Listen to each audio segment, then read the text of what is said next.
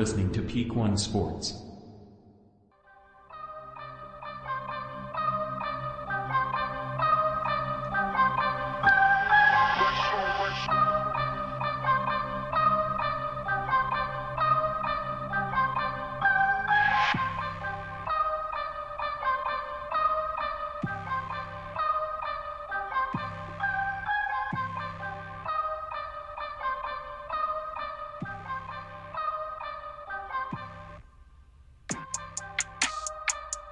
Good morning. We are here on the Leadoff. Things looking a little different this morning. I'm joined here with Landen as always, but instead of Ashton, we've got Cole, the one and only Cole Rambo. What's going on, buddy? The one and only. Actually, there's probably plenty of them out there, but there's millions of them out there actually. Yeah, I always think about that. I've looked mine up sometimes. My name, like I'll just search it. Just see what do people see when they look at my name, and there are some other Tony Nixes out there. Yeah, I've only met one other Rambo that wasn't related to me, and it was a judge that I had to go to. Like the only time in my life I've ever had to file for disability. Yeah.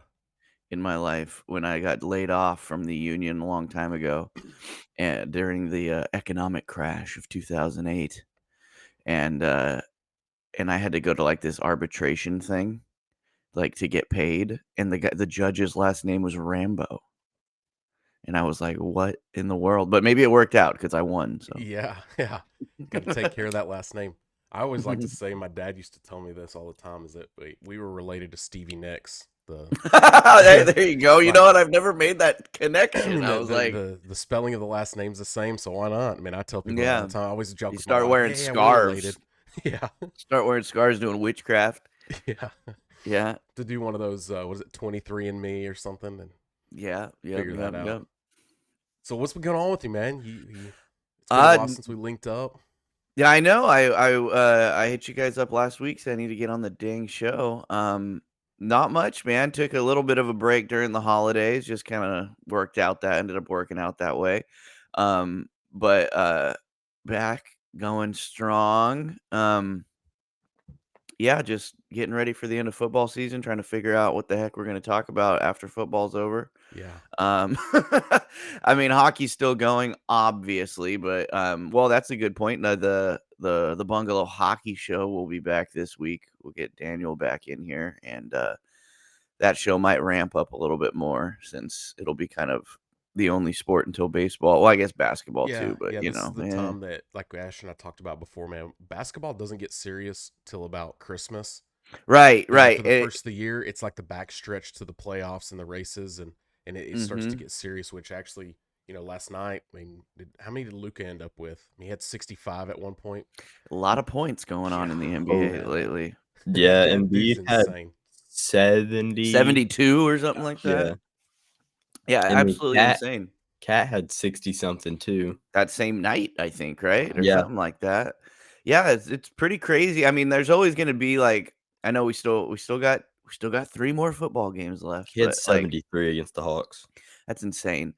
Like, but there's always like that football depression for a little bit there until basketball playoffs, hockey playoffs, baseball starts to kick back in. Like, for some reason, like after football is just like, maybe it's because it's the shortest season, so it's like you're just all in for like a shorter amount of time. But for me, that depression kicks in after the first week of the playoffs when the Cowboys get knocked out every year. So this is true. I count myself lucky sometimes that, like, obviously I do have a rooting interest. Like, I'm a quote unquote Rams fan, but I've told you guys, and I tell everybody, like, I picked a favorite football team. Just people made me pick a favorite football team. Friends of mine were like, well, you got to have a favorite team. And I picked the Rams when they were in St. Louis, and I needed to pick a team that would win a championship, like wouldn't win one before the Sharks would. Yeah. And they screwed that all up for me. So like, now I have resentment towards them too. So like when they lose, it's not that big of a deal. And then like this year, they weren't supposed to do anything, and it was just happy that they made the playoffs. You know what I mean? So the football depression, as far as my team, isn't that big of a deal. And like hockey's such a long season. I gives me a long time to kind of Yeah. compartmentalize and like be okay with my team being the worst team. Like, this year's a little different because they're not just bad; they're historically bad. I know you guys don't follow the NHL super close, but statistically and everything else, the San Jose Sharks are having one of the worst seasons of any team in the history of the NHL. So that kind of hurts a little bit. I mean, I think as we speak, they have like a minus 92 goal differential, and we're not even halfway through the season yet. We're So almost what halfway does the through. fan base end up like though? I mean, they still sell a lot of tickets. They still Yeah, the Sharks have never had a problem selling tickets. I mean, historically, they've always been quote unquote good. They're kind of, I guess, Cowboys-esque, where they've only had a handful of seasons in their entire existence where they haven't made the playoffs, Yeah. right? So it's odd to be this bad. You know what I mean? Like, so they've always been good. The Bay Area sports are kind of a weird thing, is that there's enough like bandwagon. I don't want to say bandwagon because that makes a pejorative, because anybody who buys a damn ticket, I'm fine with, because it makes the team stick around that much longer, Yeah.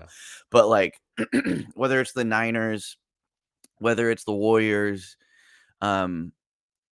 the Raiders obviously have always had a hardcore fan base, so like I kind of keep them out of it, and they're not even in the Bay Area anymore. Yeah, they don't have to win to still sell tickets. Those people are Right. just crazy, But and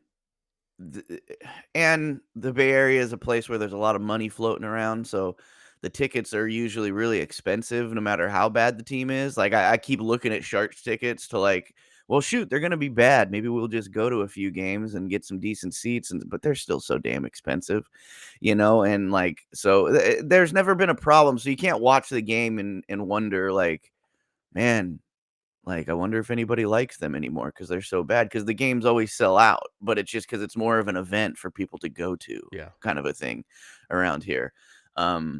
But it's weird. It's just hockey's such it's still an obscure sport, and especially in California, even though there's 3 teams in California, it's like nobody really cares. And then when they start to care, it's like then you start to get irritated because you're like, man, I've been suffering for 30 years, and yeah, they're so good. Shut up. Like, no, they're not. Like, you know what I mean? Like, it's like you don't know anything. Well, like the general fan, and I kind of fall into this too.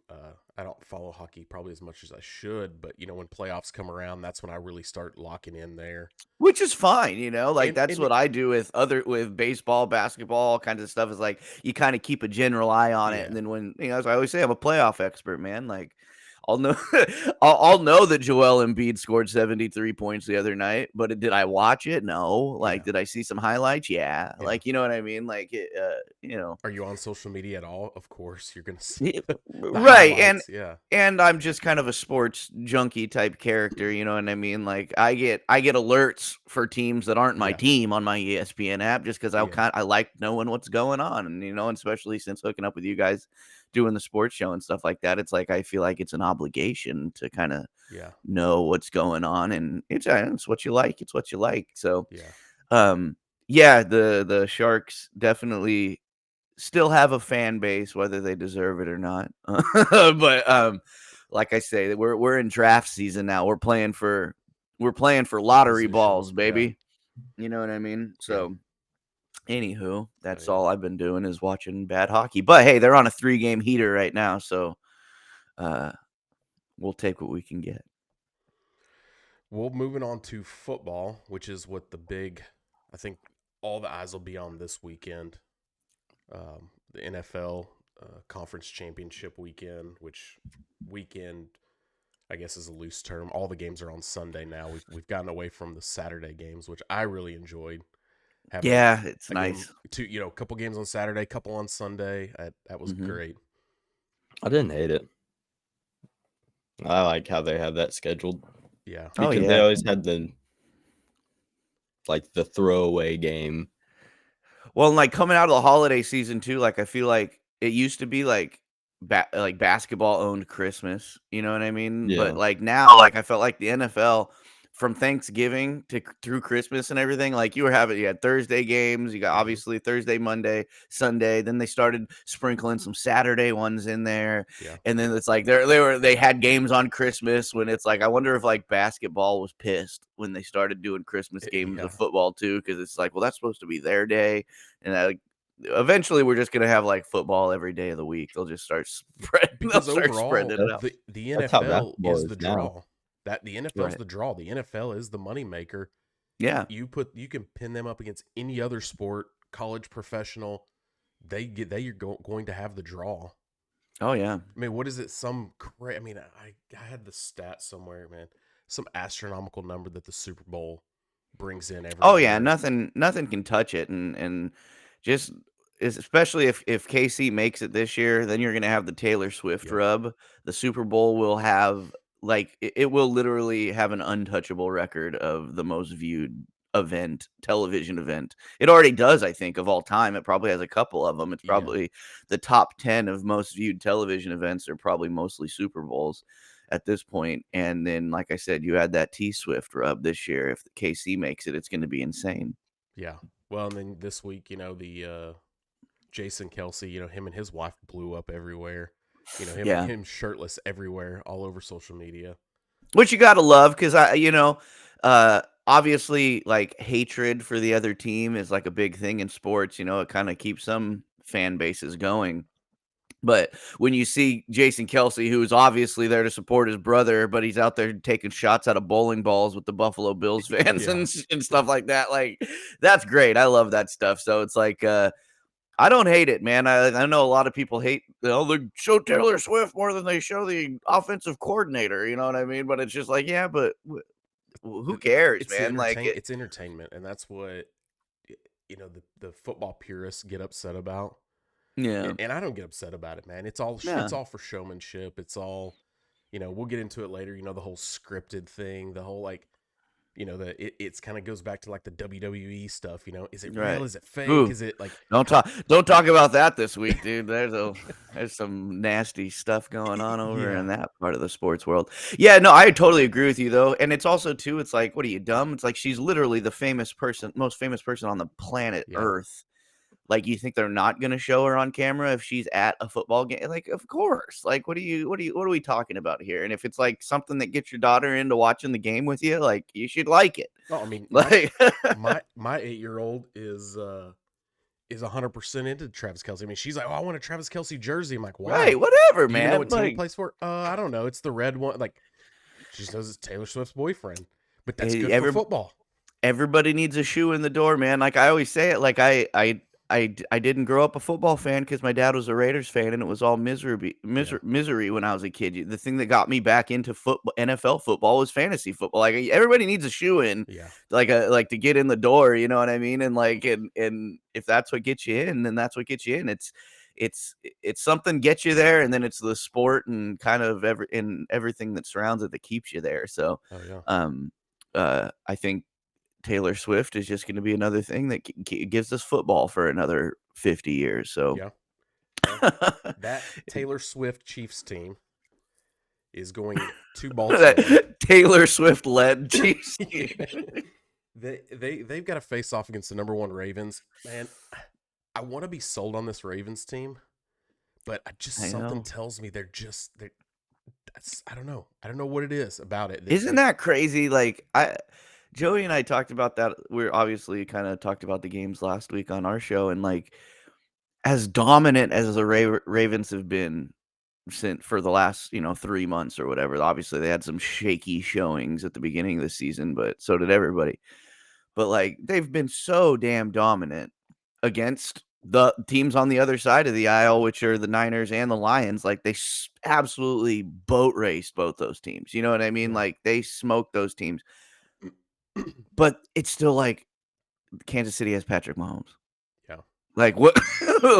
like what? Whenever have you been able to just like say, yeah, this team is obviously far and away the best team in football, but the other team has this guy, and it's like what?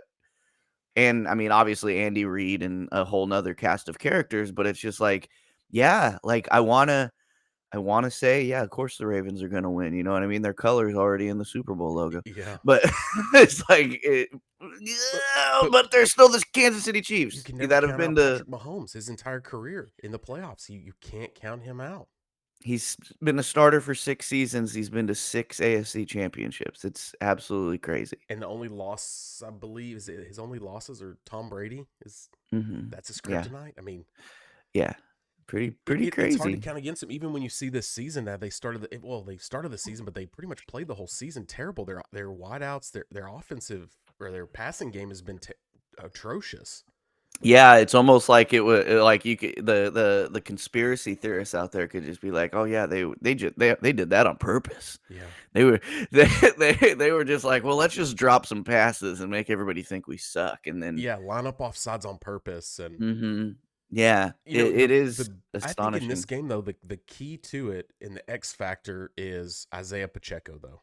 That Oh, kid has yeah, had an Yeah. absolute bomb. I mean, his postseason has been outstanding. This kid, he's a oh hard yeah. runner in the passing game, the running game, and he's not a big guy either. No, not at all. Like, and I'm a big prop better.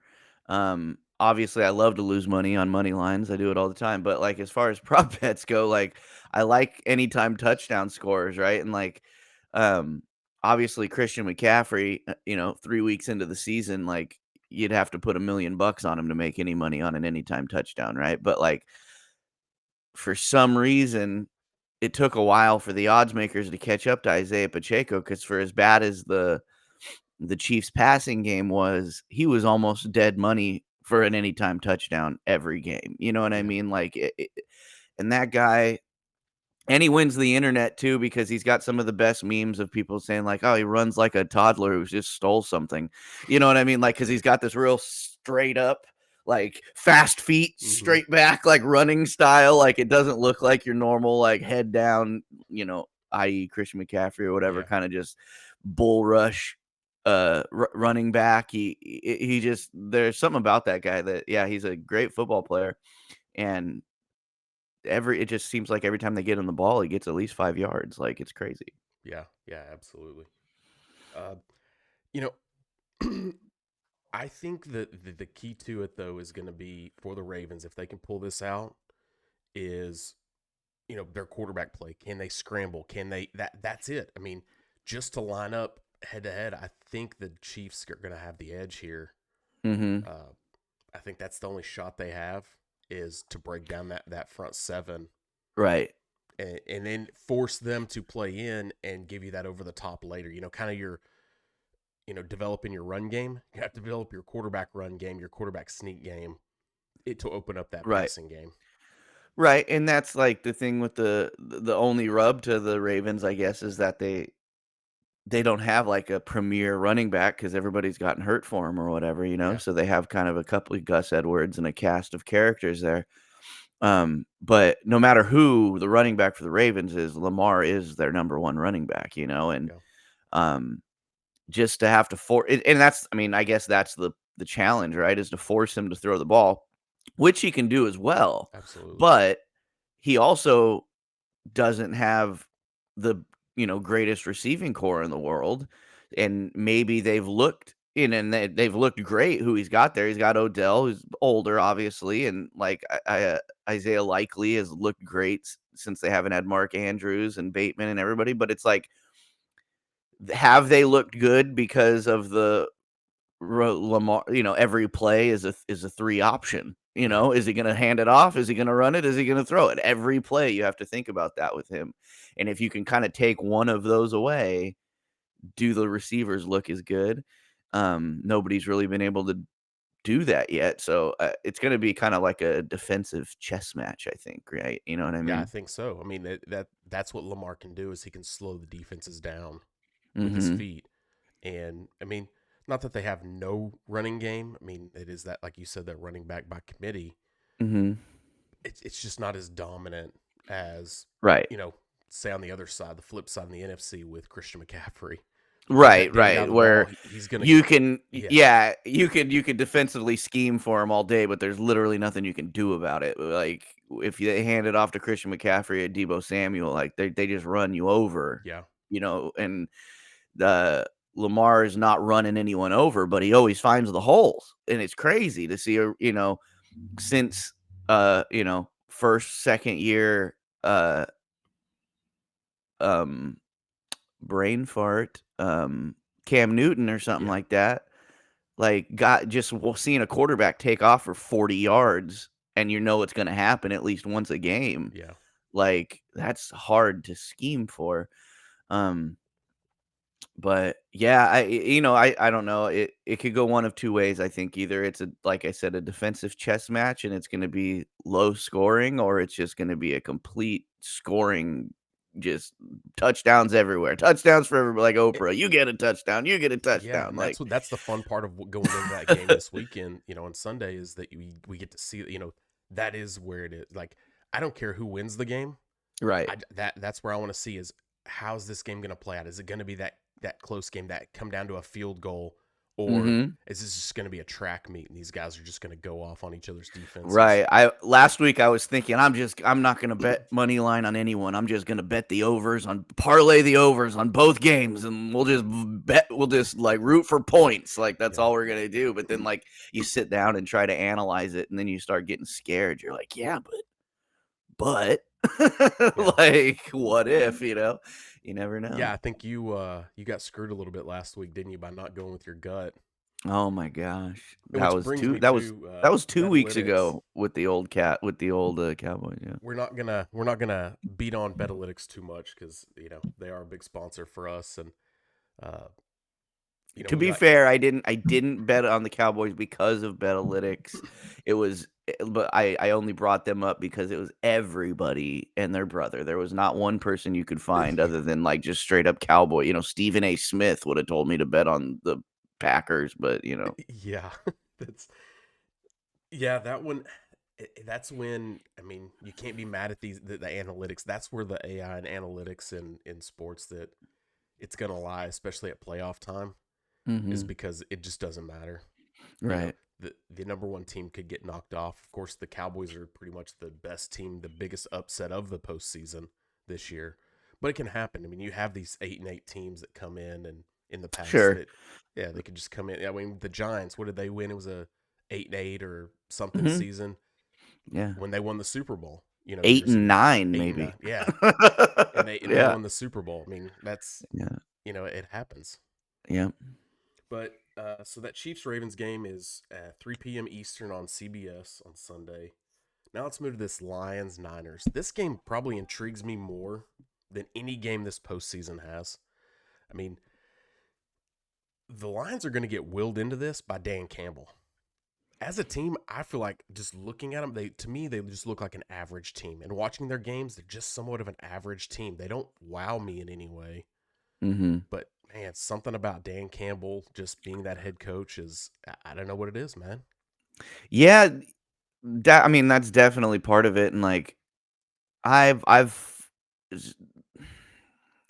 always a champion of the underdog because I love parity because my teams never win. You know what I mean? I always say that is like I'm always rooting for the underdog because that's all I know. Because by the time it gets to games that matter, I never have any skin in the game. So it's like I'm just rooting for the team that's never won anything. Pick a team, it's the team that's behind. I want to see them come back now. Well, and like at this point, when you got 2 games before the Super Bowl, it's like there's only one that hasn't won a Super Bowl. So I want that team to win. You know what I mean? And like all my Niner friends hate it because obviously the Niners, at least in recent history, have perpetually been in the mix to win a Super Bowl. But again, like I don't have any like attachment to the Niners, even though it's like California team that's left. But it's like, now that's at this point, I want Detroit to win one.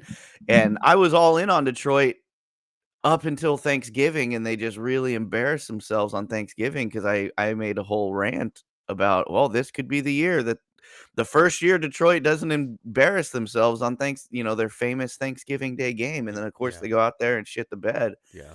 And then it's like, oh, maybe they're not as good as I thought they were going to be. And like you said, you go out and you watch that team play, and even they've won so many damn games, but it's like you're never like blown away by how good they are. But they win, and then you inevitably get the crying Dan Campbell locker room speech that you see all week long from you guys. You deserve this, guys. Yeah. This is what we're built for. Yeah. All that stuff, and which is cool. He's a walking soundbite, dude. I mean, just he is. From the moment he walked in and was hired as the Lions coach, he's been a walking soundbite. We're gonna bite their kneecaps off, then we're gonna bite the other kneecap off, then we're gonna take another chunk out of him. Like, he's like, not to bring it back to AI, but if you ask like Chat GPT to like create a quintessential football guy, it would be Dan Campbell. Yeah. Like the way he looks, the way he talks, how emotional he gets about everything, and that's cool. That's obviously what they've needed, I guess. And then just the Jared Goff story of getting kind of, first round pick, getting kicked to the side by the Rams after making it to a Super Bowl. Yeah. You know what I mean? And then, obviously the Rams win a Super Bowl the next season. So then they think that they're vindicated in their decision. But then now you got Jared Goff, who looks Matt Stafford-esque, you know what I mean? Where he's very unassuming, but putting the ball where he needs to put it and things like that. And I mean, he looks better. I mean, as good now as he did in college. I mean, right. The best he's looked since he played in college. And he's young still. So it's like when you're comparing him to who the Rams traded for him, you know what I mean? It's like, yeah, the Rams got that Super Bowl, but is Matt Stafford going to win you any more? Is he going to get you to any more? Like, maybe not. And maybe if you'd held on to Jared Goff and let him kind of mature and let him come into his own in Los Angeles, maybe you're in the same place as the Rams, because maybe you still get Puka Nacua, you still get Kyron Williams and all these pieces that they have there now. I think Rams, I don't think they're better or worse with Matt Stafford without him. Like, I think about the same, right? Almost the same quarterback. That team, I mean, he won the Super Bowl with an amazing team around. Right. You brought in Odell. Odell played amazing and then tears his ACL in the Super Bowl, right? Like, it's like that team was absolutely amazing, top to bottom. Defense was great. Right. Yeah, no, I think that's very true. And like I said, it's easy to say that they made the right choice there because they won the Super Bowl right after they traded Goff. But I don't know if they did it in the long run. But I guess you could say that about the Rams all the way around, because they traded all their draft picks from here till the end of time and everything to create that team. Yeah. And it paid off. But again, short term and all that stuff. We'll see what happens. But Jared Goff, I'm rooting for the guy because I was a fan of him in when he was a Ram, and I still am, because I'm always a fan of also he's like anti Dan Campbell, because he if you were to ask to make a AI to make a quintessential quarterback, it wouldn't be Jared Goff. No. You know what I mean? He's very very low key. Yeah. But and he plays the media well and everything, because obviously he's always a second thought. But now, rather than be bitter about it, he kind of plays along with it and just doesn't care anymore. You know what I mean? And he's just like, okay, well, we'll just have to prove it when we get out there. And they have been. It's going to be a tough outing, though, against the Niners. I will say that. The Niners. I think for me, on the last point about Dan Campbell, is he's the X factor for them solely because he's got the balls, man. Have you seen him from week one? They'll do a fake punt. They'll go for it on fourth down. He is not scared to go for it. He's not scared to run line to catch balls. I mean, fourth down on your own 45 and stuff like that, which is crazy. Yeah. Yeah. I mean, we saw, I think, it was week one, they were playing the Chiefs or something, or week two. It was early in the season when they were playing the Chiefs. And that's kind of when we first saw the Chiefs, debacle, and they couldn't catch a ball. But right. Man, that's when the Lions proved they were here to play. Mm-hmm. And they really haven't stopped. But like you're bringing up, with the Niners, man, that to me, this is on paper, the most stacked team in the league. Oh, yeah. Easy. Yeah, I mean, it's going to probably look like a Madden simulation, because you've got Dan Campbell on one side who's going for it on fourth down and going for 2-point conversions and stuff like that, like somebody would in a game of Madden. And then on the other side, you've got Christian McCaffrey, who's can break off 60-yard runs, and Deebo Samuel, and all these basically video game style players out there who are doing crap that you don't see that's the thing about the Niners this season is that it literally at every position they've got one guy who is just a gigantic playmaker, and obviously just in the last few weeks, Brandon Ayuk, who's always been a good piece for them, but he has just completely just lit it up out there. And then I think it came out yesterday that Debo is playing, because that was one of the X factors, right? Is that he's injured, and is he going to be out there and all that stuff? And I think he is playing, but probably impaired a little bit, I guess. And then the Brock Purdy, Mr. Irrelevant story of people just not giving him maybe what he deserves. Maybe, people just don't want to believe that he's any good because he was such a low draft pick. But it's like, I remember a guy that just retired last year that was a 66th round draft pick that became the greatest quarterback in NFL history. Like, what does it matter at this point? Like, obviously rating QBs in the draft is a flawed concept. You know what I mean? Like, there's going to be 4, 5 QBs picked in the first round this year probably, and it's like one of them's going to be good. Yeah. But so then one of them's probably going to be the worst pick ever. That's what I'm saying. Yeah. I think the quarterback in the draft, in the NFL draft, is the hardest position to guess at. It's hard to know who's going to pan out and who's not. I think of what, like Ryan Leaf, right. When him and Peyton were picked, like Ryan Leaf should have been something. He just couldn't get it together, man. He couldn't get out of his own head. Right. And not that he was a terrible quarterback, but that was a huge bust for them because mentally that dude just wasn't there. Right. He wasn't a game changer. I mean, I know he wasn't Mr. Irrelevant or a 6th round pick, but I mean the 1A to Tom Brady now in everybody's mind is Patrick Mahomes. Absolutely. And he wasn't a 1st round pick. You know what I mean? Like, so it's what are we talking about here? It's like people like, oh, put anybody in there in the Niners and they're going to do great. And it's just like, maybe you see with Green Bay and Jordan Love, and they did it with Aaron Rodgers, is the teams that end up with these successful quarterbacks, the Tom Brady's, they were never the top guy coming in to have to be the guy from the back. They came in as a backup. They learned the system. They learned the NFL. They learned themselves. Right. They were very successful. Right. And again, not to bring it back to Goff, but it's like, yeah, he was a 1st round pick, but it's 5 years in now, and he's just now looking like the guy who can lead a team. You know what I mean? Yeah. Like, so it's like, yeah, it takes time. It's like just like anything else in life. And a lot of the guys who blow it up right out the gate, they don't last long. Right. Like it rarely happens that way. It's almost like you have to stay around and stay relevant enough long enough to actually get your break and to figure it out. You get a guy that goes out there and lights the world on fire right out of the gate. You get a Cam Newton who, had a pretty. You look at his entire career, he didn't really have that great a career. He had great stats and an MVP season his first year and went to a Super Bowl and all that stuff. But then after that, it was he can't even throw the ball. Yeah, you know what I mean? Like he had a season, his first season, that made Ron Rivera still gets coaching jobs and interviews because of him. Yeah. You know what I'm saying? Yeah. And it's like, that's just how this game works sometimes.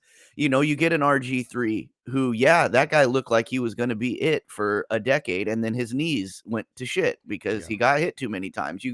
There's these guys who go out there, and usually the ones who go from zero to not zero, you're a 1st round pick, you're a high level pick, and then you go out there and you do perform your first season, your second season, but it rarely works out because the guys, like you said, who have to go out there and put it all on their back, a lot of times it ends their career abruptly because the reason that they had to go out there and put it all on their back is because the rest of the team was lacking. Yeah. And a lot of that time it's the offensive line that's lacking. And then that ends up getting you hurt, or that ends up season 2, season 3. You can't hit your receivers because you got to get rid of the ball in 0.3 of a second. You know what I mean? Like, you just, all these different factors that go in, but then you get a Jared Goff that's now had time. You get Brock Purdy, who wasn't expected to do anything, so just inherently has had time to have no pressure because nobody's expected anything of him. And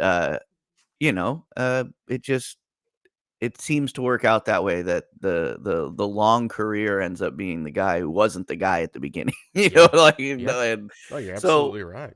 Yeah, well, we'll see.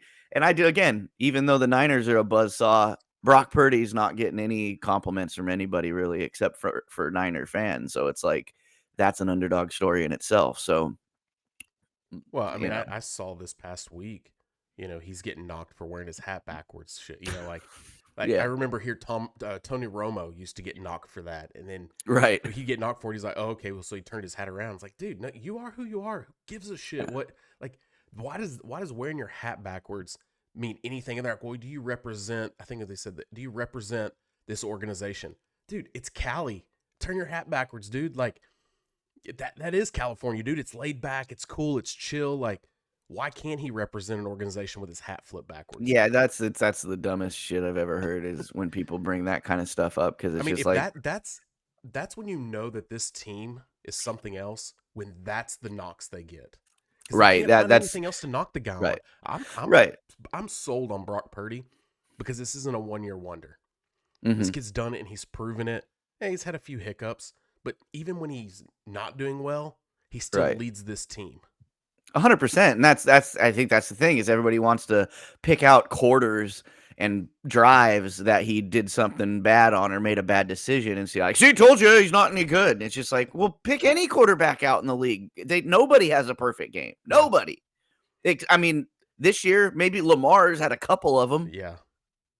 of just hasn't made a bad decision. But again, when he doesn't have Lamar has the ability with his running that he doesn't have to make bad throwing decisions because if there's only bad decisions downfield, he'll just run it.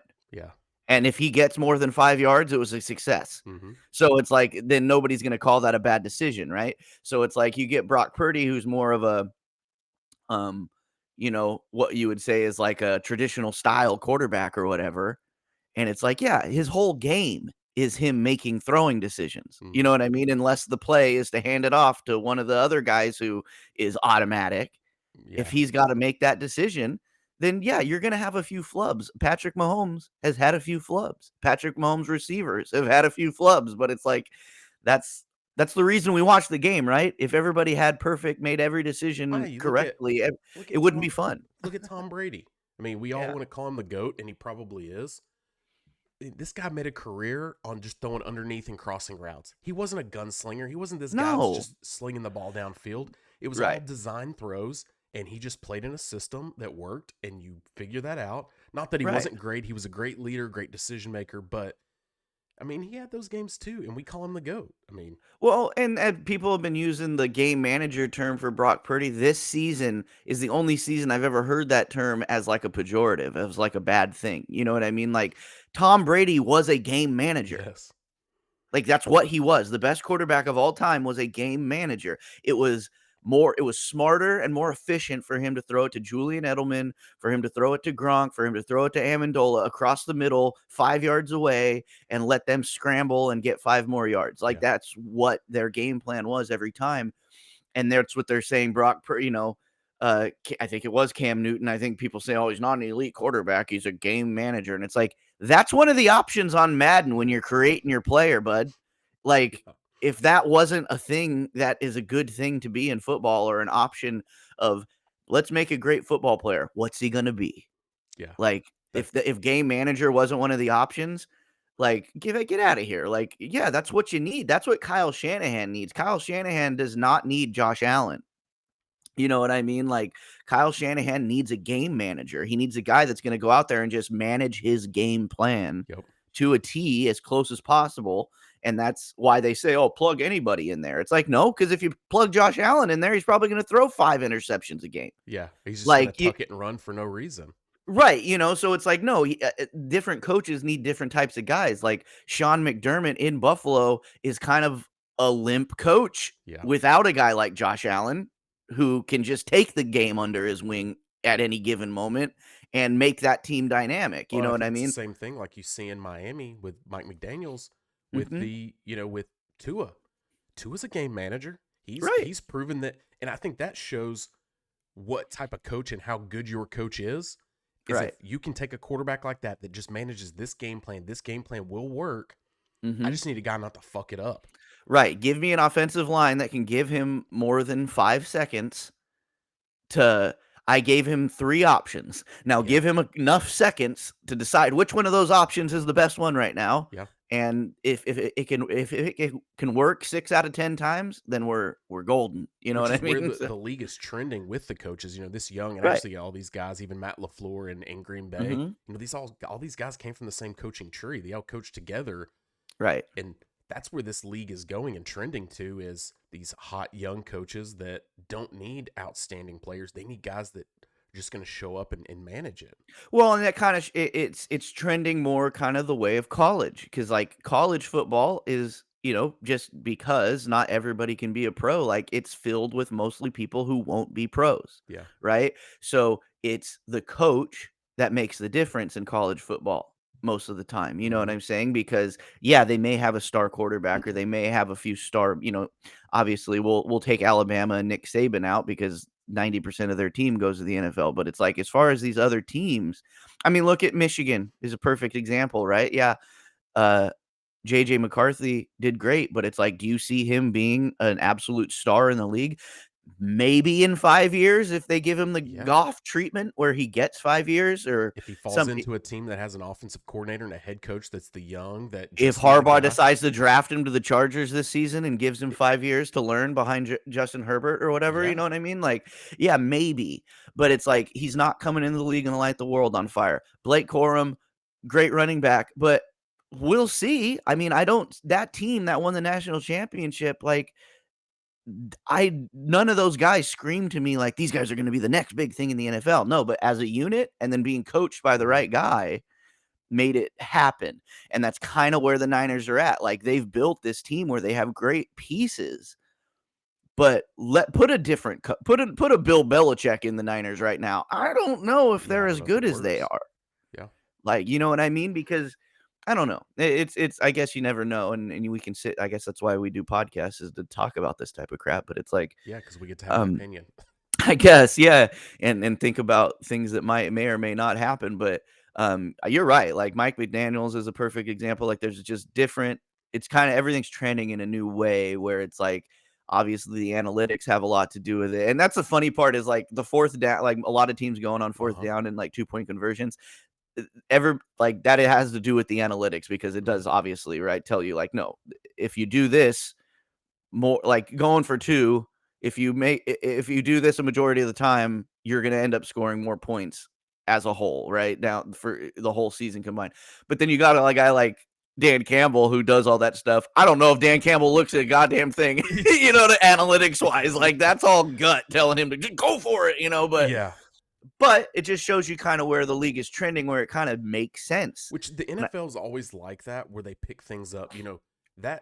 That data to go for it on fourth down, those analytics, that's not a new thing. I mean, 10 years ago, I saw a documentary about a high school that does it. And they're like, we go for it on fourth down all the time because it's not about field position. It's about the data. And the data tells me more times than not, this is going to work and I'm going to follow this. And that's, but the NFL's like that. The option play, the college style offenses, like those things have had to evolve into the NFL. It hasn't been that way. And they're always kind of last to come up with that. It trickles its way up from high school to college. Then by the time the NFL finally picks it up, it's like, well, we've been doing this already, Right. Well, and that's like, it's always killed me, like 4th and 1s and stuff like that, and then punting, because I'm just like, what? Even the worst team in the league usually picks up at least 1 yard on every play. Yeah. Like in 4 downs, you usually pick up 1 yard. You know what I mean? So then when you're sitting there on 4th and 1 and it's either, can we get 1 yard or should we give them the ball back? It's always been a thing to me. I'm like, why would you kick that? Like, just get 1 yard. You know what I mean? Like and now obviously more teams are doing it and stuff like that. And it's becoming more of a trend, but that's always been something in my mind where I was just like, gosh darn it. Like if I was anywhere outside my own 25, I would probably be the coach that would just go for it on a 4th and 1 every time. Cause it's just like, I feel like we can get 1 yard all the time. Like 1 yard. I mean, if you're across the 50-yard line, you're in the other territory. Yeah. Dude, go for it. Of course, yeah, rather than give it to a punter and hope he can do one of those weird short punts, like, or he's just it's gonna be a touchback or anyways, and they're gonna get it on the 25. Like, Exactly. You're talking about a 25-yard span there that you're playing with that mhm. could be, because anything that side of the 50, it's hard for a punter to pin it Yeah, down. unless you got Pat McAfee back there, like, and how many punters out there are elite? Yeah. Like, no, they're all doing the same thing, and they're either just trying to get a fair catch under the 25, or it's gonna be a touchback. Yeah. Like, it's just, but I don't know. I like it because it is making the game a little even more exciting than it was, even though football is super exciting as it is. Like those little moments, those 4th and 1 moments of guys going for it, or the 2-point conversion moments that are happening a lot more. I don't know. It just adds to the excitement. Yeah. Well, let's move on outside of this weekend to Super Bowl 58. I've got the lineup here for the national anthem will be sung by Reba. Oh yeah, Reba McEntire. I'm a big Reba fan. Yeah, I think that was a good pick. The halftime show is by Usher. And Right. then the America the Beautiful by Post Malone. That is at first I think this, I'm like, really? yeah. But Post Malone really has a great voice. Yeah, no. I mean I think with the old folks like us, he tends to get a little doesn't get enough credit because he got famous being a rapper or whatever like that. But the Yeah. guy started out as a country singer. If you look into his past, you know what I mean? Like he just figured out a way to get famous and make a bunch of money. And then now he's reverting back to kind of what he wants to make. You see the same thing with Jelly Roll now. Yeah. He's evolved his to, hey, where's the money at? Well, money's in mainstream country music. That's it. Well, and then that's the thing. I think people forget that the music industry is a business. So it's like just like in any of the rest of us trying to make as much money as we can doing whatever it is we do. Yeah. It's like as a musician, you're dumb if you have a line to go and make a bunch of money and then go back and make what you want to make. Like most of them don't ever get that chance to make what they want to make. They get to a point where somebody wants to give them some money to do something, and then they get pigeonholed into a certain area. But yeah, no, Post Malone, he'll be out there, probably have some auto tune on, but who cares? Yeah. I want to kick it to Landon here. Oh yeah, he's been too silent over there. What is like? What's your thought when you hear this lineup? Reba the national anthem, Usher at halftime, and Post Malone sings "America the Beautiful." I mean, what does this interest you at all? As a younger, Not at all. I knew that was coming. Well, Reba's our parents' generation. Usher is our generation, and then Post Malone is he's old now. You know what I'm saying? Like, I don't. It's not even the Reba. I didn't think that Usher would have the pull for it. Well, that's kind of a crazy I kind of one. agree Yeah. with that. Me too. As good as Usher was, I mean, is he like generationally, like overall that well? I mean, yes, he's a household name because he can go by just Usher, like a single name. But is he really that? I mean, was he ever really at that pinnacle? I mean, what, like 2 years ago, it was Dr. Dre, Eminem, Snoop Dogg, Right. It's hard to top that one. and now Well, we're at for us though, Usher. Yeah, right? yeah. For us, like, but I think the point that is made here is that the Super Bowl halftime show really stopped with like our generation. Tony is like, because artists today, like people even rarely release albums anymore, right? Yeah. It's all about singles. It's all about, and then because it's all streaming and nobody's buying CDs or shit anymore like that. Like these type of spectacles don't really interest because they're also don't pay you. Like you have to pay basically to be on the halftime show. Like you have to pay if you want anything more than the standard, just a stage out there. If you want some kind of spectacle, like anytime, any Super Bowl show you remember, all that shit out there was basically paid for by that artist that was performing. And because the Super Bowl is, like we were saying, it's the most viewed thing of all time. So it's like they're saying, well, you're getting publicity by being able to do this. So Yeah. why would we pay you to Yeah. do this kind of a thing? You're lucky to be able to do it. And younger artists and the artists today, that doesn't appeal to them, right? Because they're making gajillions of dollars because of Spotify and TikTok. Like, they're like, well, no, I don't do my shit unless somebody pays me. And if you're telling me I gotta pay, like, I don't think so. You know what I mean? Like, Yeah. and most people are tuning out during halftime. Like, we growing up would tune in. People would tune into the Super Bowl just for the halftime show and just for the commercials, right? And that's not really a thing anymore, you know. And I think that the reason we're seeing these people that were famous in the early 2000s and the 90s that are like the only people that are still doing it is because we're kind of the only people that still care anymore. And Yeah. they grew up wanting to be on the Super Bowl halftime show. So even though Usher is not Usher of 2005, that's still something that he is on his bucket list, I'm sure. You know what I'm Yeah. saying? So it's like, it's not on anybody under 25, it's not on their bucket list. Well, and I think that's a good point. You know, in our generation, like Super Bowl halftime show was it, right? Super Bowl, and then the ads have been popular, but I feel like the pinnacle of all that, it was our generation when we got to see this, when that Right. really became a big thing. So we've kind of grown up seeing the halftime shows and judging them, and there's been some good and some bad, but Right.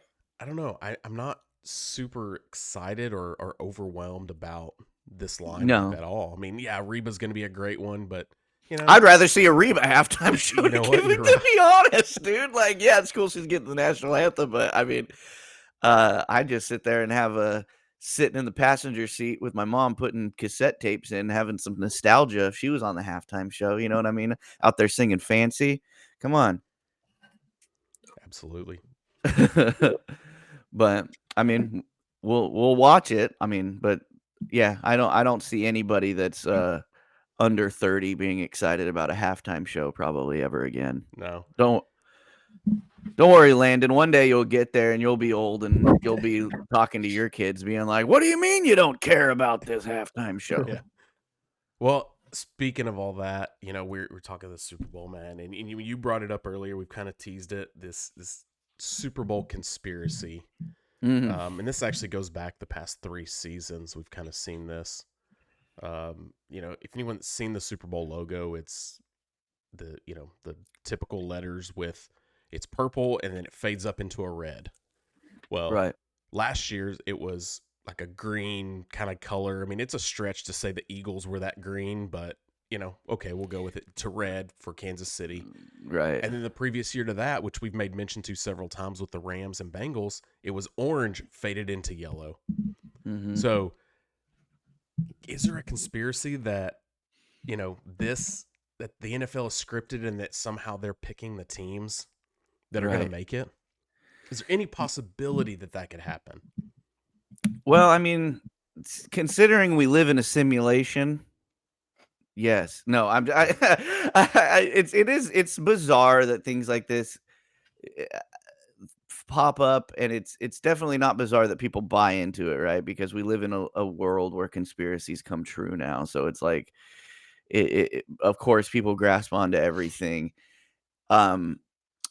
It's just, I don't know. I don't even know what to say about it because it is pretty crazy that that's how it ended up. I tend to believe it when you see all the crazy calls that are made by the referees. I mean, we're in an era, and maybe it's because of instant replay. It's the camera angles and all that technology is so much better that you're seeing some god awful officiating in the NFL. 100%. Blown calls that are costing teams. I mean, I was happy for it in Detroit when that whole debacle went down, or it was in Dallas, but against Detroit when that whole debacle went down. I was excited because that was in my team's favor. Sure. But man, to be a Detroit fan, to see all that. But yeah, going down, hindsight 2020, and then you're like, damn, that was kind of crazy.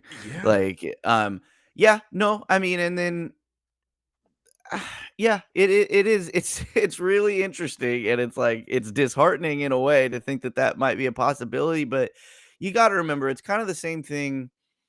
Like when people talk about like governmental conspiracies, or like, let's just as a blanket example, we'll say 9/11, right? And there's people out there, and that's like the biggest one of all time.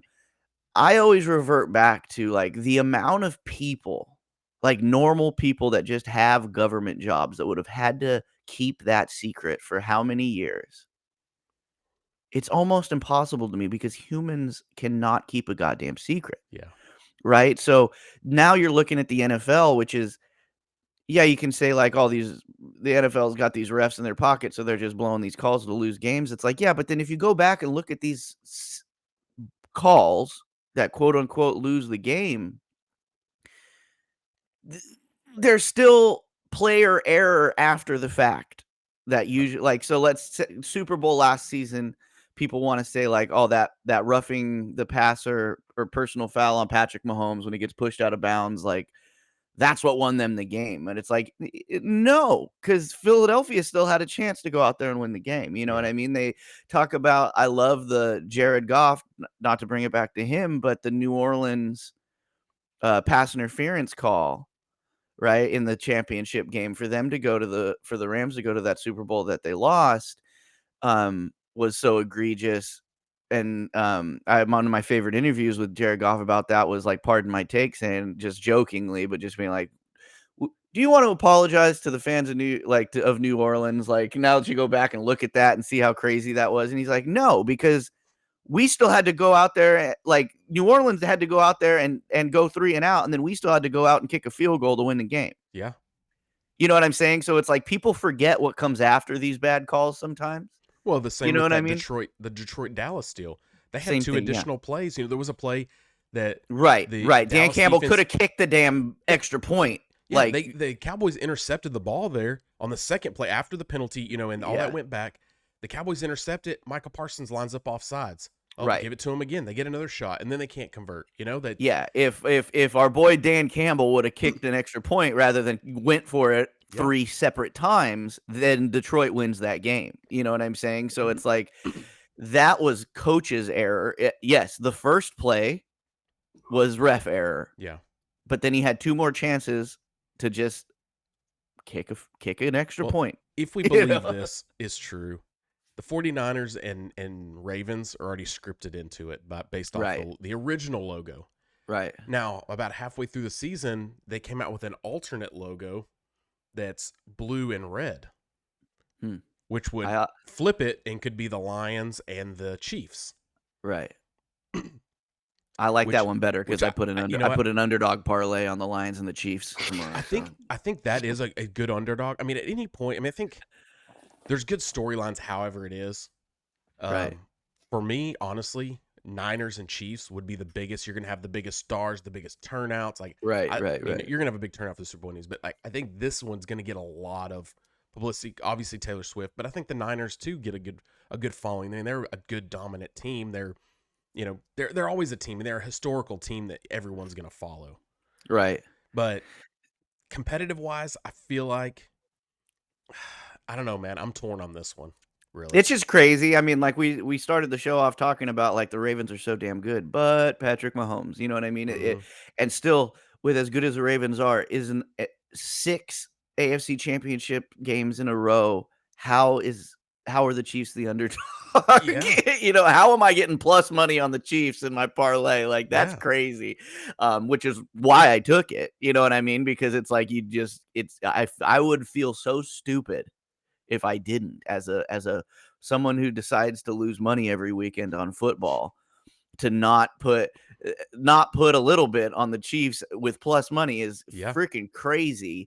And then also on the flip side, Detroit, yes, 49ers should be the favorite in that game, but we've seen Detroit surprise everybody almost every week, every time they play a top rated team. So it's like, I think barring Josh Allen and the Bills, just because of their cursed history, this is kind of the best 4 teams I think we could have left for storylines in the NFL, because you've got obviously the incumbent and just chasing greatness of Kansas City. You've got Lamar, who's already got an MVP, probably going to get another one this season, and hasn't won a Super Bowl yet. Almost was an Atlanta Falcon, if you can remember that far back to the summertime when Baltimore wasn't going to pay him, which is crazy to think about at this point. Yeah. Right.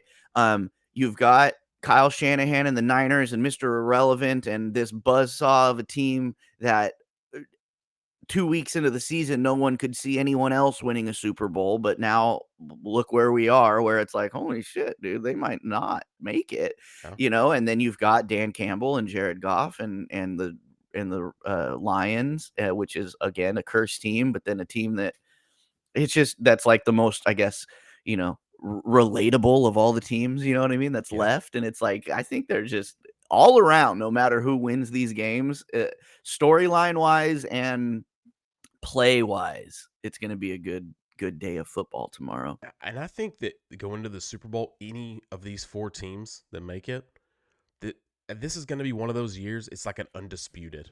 Like there's no team that just snuck in and found their way. Right. All these teams have just worked their ass off. Dogs. Shaky Baker Mayfield didn't make it, man. If he'd have been in there, then he could have been like. That's exactly right. If Baker Mayfield, if they pull that off against the Lions, I'm going to this one saying, if they go, I don't know. Like I don't feel confident that it was one of the best team. 4 teams. Right. I truly feel confident this season. These are the best 4 teams. The best 4 teams made it from top to bottom. I think so. I think you're right about that. Well, that's all I've got, man. You got anything else? No, man. I'm excited. We'll finish this season out. I think we covered it all. And something, I don't know if we've even talked to you about it, man. This might be breaking to a lot of people. We're actually we're putting together a Peak 1 Super Bowl pregame show. Oh, nice. Where we're gonna have the whole crew, everybody jump on. We'll all get on here. I'm there. In and out for a couple hour period. I'm sorry that's breaking to you, Cole. No, I love it. No, that just talking about this and that just got me excited, even more excited. Yeah, I was talking about. I'll probably have Joey over here too in studio because we were talking about. We want to get everybody involved, everybody on, kind of like you guys do with some of the fight nights. Yeah, We want to just open this thing up. Everybody maybe coming in, and we'll just be talking Super Bowl. I'm into it, and I'm gonna be. Every year on the Super Bowl, I'm prop bet master. I'm the guy who bets on the coin toss all the way to the end of the game. So I will. You get all those prop bets ready. You can bring those to the show. They're my favorite. National anthem time. I love betting on how long the national anthem goes. So I'm gonna go back. I'm gonna watch. I'm sure Reba has sung some national anthems before, so I got to do my homework. And I got to see how long she usually takes holding out that high note in the national anthem. I encourage everybody to go bet on those type of weird things for the Super Bowl because it's kind of like what I talk about when betting on those fights, man. We make picks from the first fight that nobody watches to the last fight because then it doesn't make me feel as bad that I spent all day watching a whole entire day of fights when 90% of them nobody cares about because it's like, nah, I got skin in the game. Exactly. So if you bet on that coin toss, buddy, you're in on that Super Bowl from the time they turn the cameras on. So yeah, that's right. Absolutely. I'll be there, man. We're gonna have a good time, man. It's gonna be fun. So all our listeners, check that shit out. We're gonna, man. It's probably, I don't know. It's hard to compete with your fight nights, your live fight nights, but man, we're gonna try to bring the heat with that with the entire network. I think from what I can tell, we're just about going to have everybody on board with that. So, it's going to be awesome. Oh, it's going to be so fun. People just jumping in and out of the live, and we're going to have a really good time. Cool. Well, until next week, guys. Tony here with Landen and Cole.